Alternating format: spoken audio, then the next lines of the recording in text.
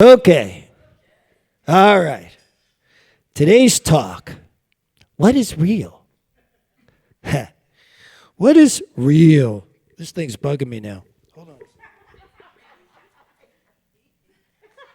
Yeah. Thank you. All right. What is real? That was bugging me. That was real. No, it wasn't. Not really. You know what's cool? The reason my talk is called What is Real is because one of the things that cracks me up the most is when somebody comes to me and says, let's be realistic. Let's be realistic. Let's be feasible. Let's make sure we're within the parameters of what's actually possible. Whoa. What is actually possible? Let's be realistic. There is no way that a man can run a 4-minute mile. Now, back in the day, there were all these scientists and medical folks who were writing all these papers on the fact when there were all these runners trying to do that 4-minute mile, who were out there working their butts off, and then all these people came in and said, let's be realistic. This isn't possible. The human body is not made to run a 4-minute mile. Luckily, there was somebody who said, I don't believe that. I believe it is possible. And so that person went and did it. The funniest part about that is shortly after they did it, a whole bunch of other folks went, oh, I guess it is possible. And then a bunch of other folks broke the 4-minute mile. Now, that wouldn't have happened if the first person bought into, let's be realistic. Now, let's go to another one. Let's be realistic. The English are the most powerful nation in the world. They have the best army, the best navy. How could we, as a motley crew of 13 colonies, beat them at a war? You're not being realistic. Luckily, there were some folks who said, our vision is more important than what you think is realistic. And because they were willing to stand up to that, instead of buying into what was realistic at the time, we get to sit all here in a country that exists that may not have if people had bought into what's realistic. And then another example. One of my favorites. It's in the Bible, actually. Have you guys ever seen the movie The 10 Commandments? Exodus in the Bible. This is one of the greatest comedies ever written. And you guys are going, comedies? Exodus? Goes like, for me, it is like a slapstick comedy. And it goes something like this. God says to Moses, I am going to give you the power to go down and create miracles so that the Pharaoh will release all, my people. He will let my people go. And so Moses comes down and he does miracle after miracle after miracle after miracle. And all the Israelites, the slaves, are all going, oh my God, miracles, one after the next. This is amazing. And then finally, the Pharaoh gives in and goes, okay, you can go. This is after 10 miracles in a row. So he lets them go, and the slaves are marching off, and then the Pharaoh changes his mind, sends all his troops after these guys to bring them back. They wind up with their backs against the river, and all of a sudden they start complaining. It's hilarious. They go, oh no, what can I do now? Let's be realistic. Our backs are against the river. We got the army coming. We need to surrender. And then Moses goes, what the hell are you talking about? I just did 10 miracles. You don't think God can take care of this one too? So he parts the Red Sea. They go marching through, and then he closes the river on the Egyptian army, and they escape. But the comedy doesn't end there. Now they're in the desert. And all of a sudden they start going, oh no, we have no food. What are we going to eat in the desert? And Moses goes, are you guys kidding me? We just parted the Red Sea not all that long ago, and you think God can't feed you? And then he drops manna from heaven, and they get to eat because miracles keep coming, right? And then they get to the base of Mount Sinai, and once again, they forget. Now, I remember watching this movie and for the second time, because the first time I just looked at it and was like, how could these people be so stupid after all those miracles? But then the second time I was watching it, I was thinking, I do that all the time. I have all these miracles that happen in my life, and then I go thinking, oh no, how is this one going to work out? Oh no, how is this one going to work out? And completely forget that I am in a teaching that is based on miracles. This teaching is all about the miracle. We have books and books and books. The Science of Mind textbook is this thick. And this teaching comes down to 4 words. What you embody manifests. That's it. Now, we got all these books because that just seems too simple for folks. So they need to have it explained a myriad of different ways, which makes sense because we have a myriad of different ways of taking in information, right? Every one of us takes in information differently. You guys, every one of you sitting here is hearing what I'm saying a little bit differently because that's the way it goes. So luckily, we have all these people who love talking and writing about this stuff. I love talking about this stuff. So thank God there's all these different ways for you to listen, or you'd already know all this and I wouldn't have to say anything. But I'm up here saying it because we all need the reminder that this teaching is about miracles. Now, what is a miracle? A miracle is the inevitability of an embodied vision, intention, belief, or thought. That's all it is.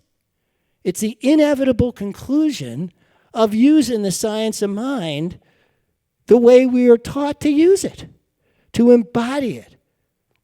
Now, the truth is that nothing's going to show up in your life until you embody it. And everything you got because that's what you embodied.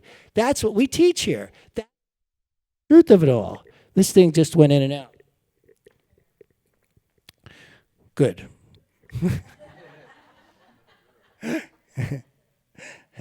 So what we're doing here is learning how to be consistent in our belief around this, our teaching.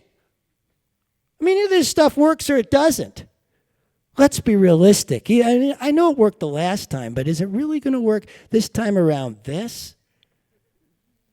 You know, maybe I should. And so what we all do is hedge our bets, right? We take some actions that we think, okay, well, we even say it in our teaching. We hedge our bets in one of our biggest things we say, treat and move your feet. Now, I'm not against moving your feet. We have feet. We might as well use them. I like to move them. I have hands. I've got a brain. I like to think. I like to do things. But I just want to be clear that the actual manifestation of something showing up in your life is all about the embodiment. It's not actually, you can take all the actions you want. You could work so hard, but if you're thinking thoughts of, I don't know if I can really have this. I don't know if this is really going to come true for me or not. Then it's not. It's not showing up. It takes embodiment. On the other hand, if you take fewer actions, but you're really working at the embodiment part, it's going to show up. I've seen that, and they call that a miracle.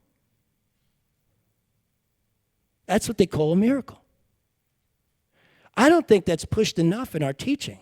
I had an opportunity once to tell this to an entire room of ministers, that I don't think we push the fact enough that what we're really about is creating out of thin air from the law into physical by embodying what it is we want to embody. because people have these miracles all the time. This is what's going on in our lives, like all the time. And yet somehow we go, well, it was sort of, after, right? Have you ever done this? Had a miracle happen and something really popped up, and then afterwards try to explain it rationally and go, well, actually, maybe it was more because I did this and I took that action, or I did this. Instead of, am I the only one? Just being sure. So we go through this, right? We go through this give and pull of hedging our bets when in fact what we want to do is know the absolute truth. And my wife, she said something to me the other day that made sense, that the things we really know we kind of take for granted, and are we really supposed to take stuff for granted? And I'm going, well, yeah. Because that's the stuff we actually know and embody. For instance, how many here, when you woke up this morning, after you woke up, checked to see if your heart was still beating? That's knowing. How many things are like that in your life? Do you know at that level? Because that's the level of embodiment. All right? Now, how many here have in the past few months at least once checked your bank account to see if the money that you thought was in there was in there? Anybody? Just me? That's not knowing. Now, you may say to yourself, well, but I have a knowing of this flow and this and that. And if you're checking, if you're like going, that's called hedging your bet. And we do that in this teaching. And I'm not again. And so what I am here today to challenge you is to stretch more into knowing, more into embodiment, more into that place of, if you have a place in your life where you're thinking, let's be realistic, maybe that's not feasible. That doesn't seem possible to me. In any area of your life that you're hedging your bet, I am here today to challenge you to stretch into the possibility that you are limiting your good. That what we are, in fact, is infinite nature. What we are, in fact, is the ability to create anything at any moment. Now, in doing that stretch, I will say that there is something in yoga that I really appreciate around stretching. There's a saying in yoga that goes, stretch to your edge, then smile. If you can't smile, back it up to the place in which you can smile. Right? So you want to stretch into what it is I'm saying here, but not to the point where you can't smile anymore, where you can't be within a good way. Now, what I'm not saying is stretch to the point of where you're still comfortable. Notice that's not what I said. I said stretch to where you can still smile in the uncomfortableness of that stretch. Now, each of you has in your lives the places in which you're really good at stretching. I know for myself, I have some ways in which I stretch that is easy for me. And then other ways, like trying to get to my toes, seems to be more of something I got to keep at. You have to find the places in your life, whether it be around money. That's one of the places I am working on my stretching. I'm in this with you. One of the things that I do is I ponder a lot of the day around all this stuff so that I can be very clear with myself in my own life so that I know what it is I'm doing and what my next steps are. And I know that for me, one of those is around money, right? If I had embodied money to the place in which I think about money, The lottery, I'd be looking at those numbers and going, I already got that. That not being the case, I'm clear I have more work in that area to do in terms of stretching. Right? You got to look for yourself. Is it health? Is it relationships? All those biggies, Money, a new home, work that really makes you feel wonderful about yourself.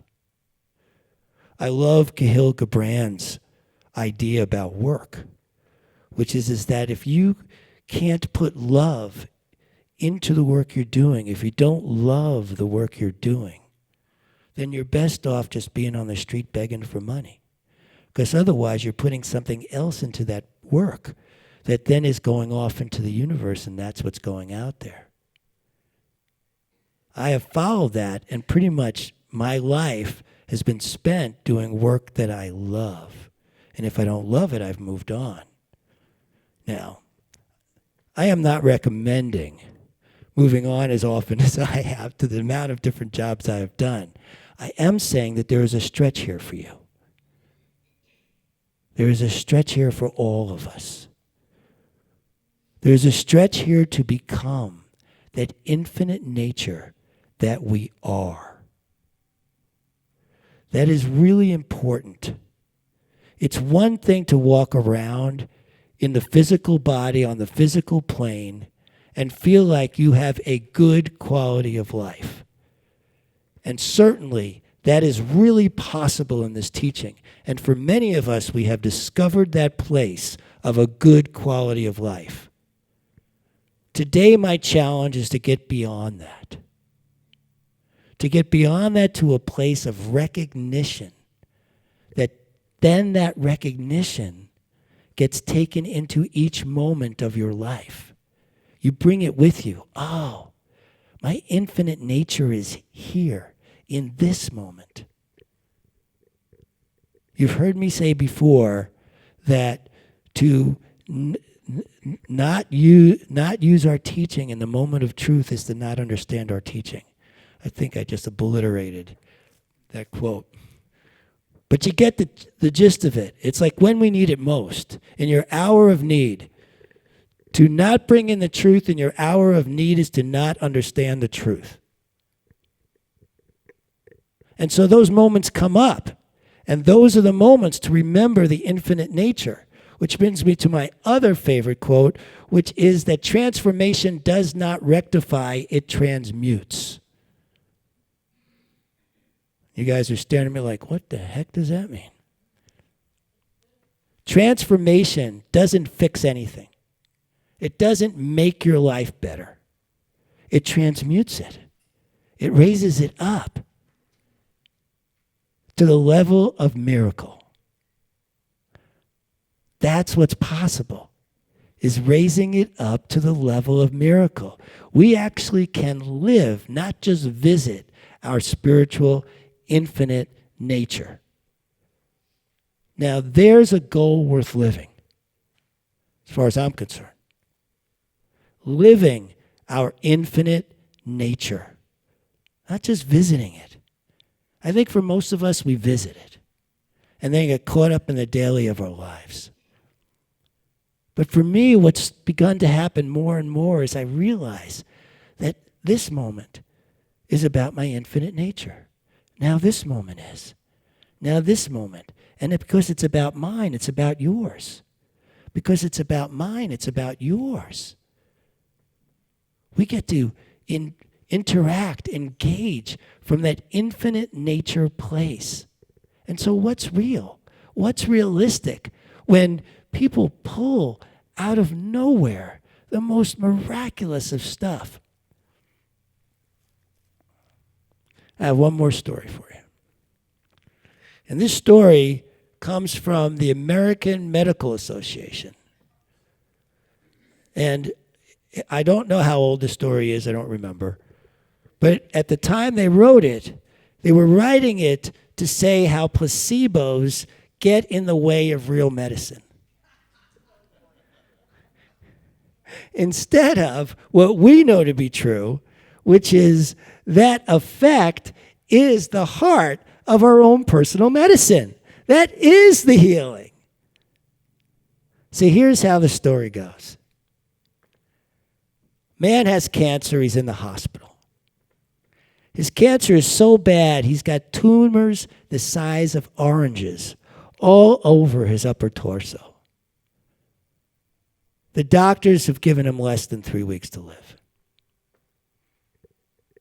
Now again, this is from the American Medical Association Journal. They wrote this. The patient hears about a new drug that is in trials that's supposed to be miraculous, and gets so excited about this new drug because he finds out that the trials for it are at the hospital he's at. And so he begs his doctor to be part of the trials. His doctor, knowing what's going on with the trials, knows that the drug is not all that effective, but thinks, what the heck, might as well. So he gets him in, and within 2 days, the guy's tumors clear up. They go. They're gone. He gets so healthy that within 2 weeks, they send him home. That's embodiment. Guy's home. About 6 months later, he reads an article in the newspaper saying that the drug he took didn't work on anybody and wasn't any good. Within 2 days, all those tumors are back, and he's back in the hospital dying. So now he's in the hospital, and the doctor, same doctor, realizing what happened last time, says to him, you know, they have this new and improved version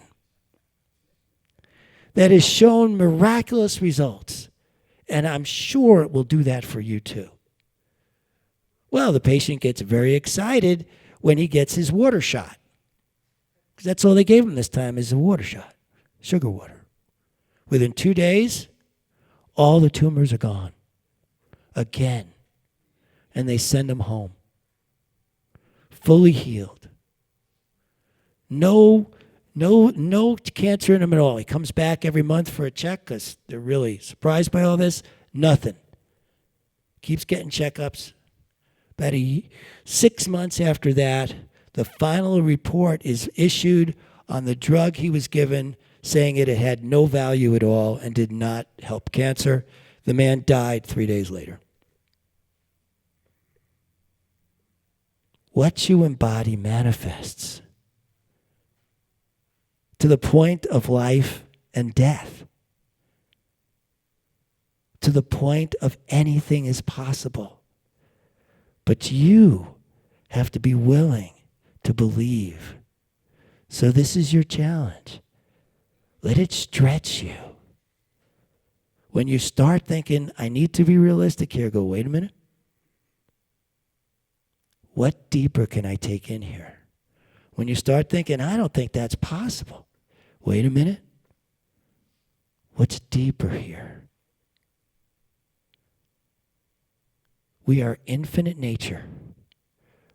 We have the power of the universe, and we can use it to manifest anything at any moment. That's what's real. Thank you. I love you.